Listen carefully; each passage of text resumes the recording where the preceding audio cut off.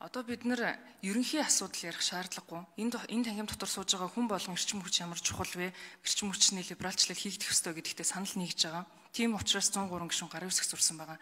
Тэгэхээр бид нар одоо деталь ажил руугаа орох ёстой.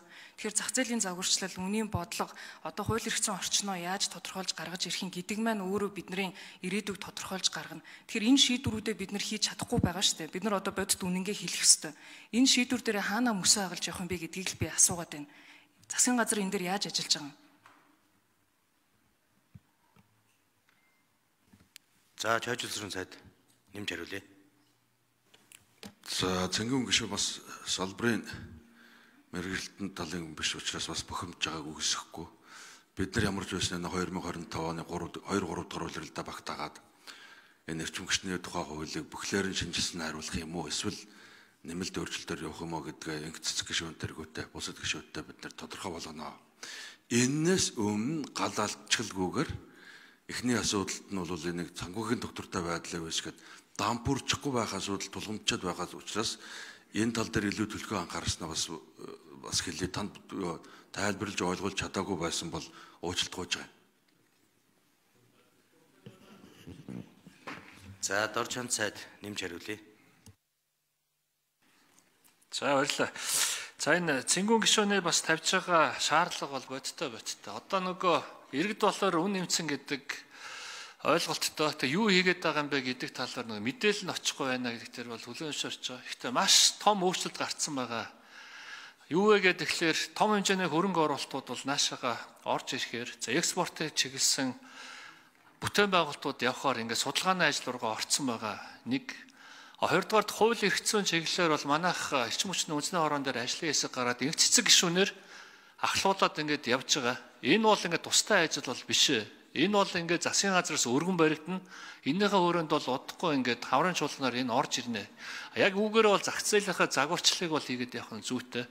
Одоо бид нар бүцэн өөрчлөлтийнхаа төлөвийг өчигдөр ингээд батлаад явсан.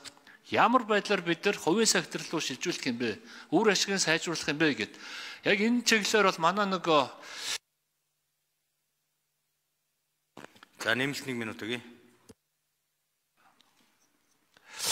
Төрийн өмчийн компани үр ашгийг сайжруулах хууль манай учрал сайд бол ингээд оруулж ирээд бид нар энийхээ хүрээнд энэ арга хэмжээг аваад явна. Тэгээ бас жоо буруу ойлголт яваад байх шиг л энэ нөгөө Эрчис Монгол гэдэг компани ингээд байгуулчлаа. Тэр маань яах вүлээ гэд. Энэ чинь бол нөгөө уул уурхай компаниас бүх сүлжээ компанийг нэгтгээд, балансыг нэгтгээд, цэвэрлээд, хөрөнгө оруулалт татах тэр боломжийг нь бий болгож байгаа ийм бүтэц байхгүй. Тэгээ энийхээ хүрээнд бид нар энэ бүцэн өөрчлөлтийг бол үе шатгаар хийгээд явна. Гол нь бол энийг зах зээлийн систем руу яаж оруулж ирэх вэ? IPO-го урт хугацаанд яаж хийх вэ? Үр ашиг нь яаж сайжруулах вэ? Мөнгөө яаж татах вэ? Тэгээд цаашаа өөрсдөө хөрөнгө оруулалтаа хийдэг, технологийн асуудлыг шийдэж чаддаг ийм бүцийг оруулж ирэх нь хамгийн чухал байгаа байхгүй.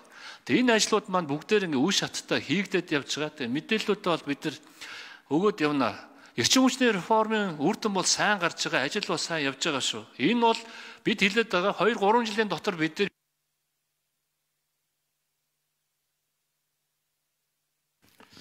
за хөдөө аж ахуйн яамнаас хэн байна? Автомобиль гишүүний тэр импортын адуутай холбоотой асуудлаар хариулт өгөх алга байна тий. За ган хүлэг гишүүн асуусан дэргөө түрүүн шинэ оршоо гэдээ асуусан. Би бас хариултыг өгүүлдэг өнгөрөө явцсан байна. Жохлон сайд гүцээгээд хариулт өгөөдгий. За уг нь яамнаас нь хүмүүс хариулал өгөх зүгээр юм. Би өмнөөс нь буруу зүрх юм яриад нөө яамны нэрхтэр болж байгаа гэдэг. Ер нь бид төсөө бол мэдж байна. Тэгээд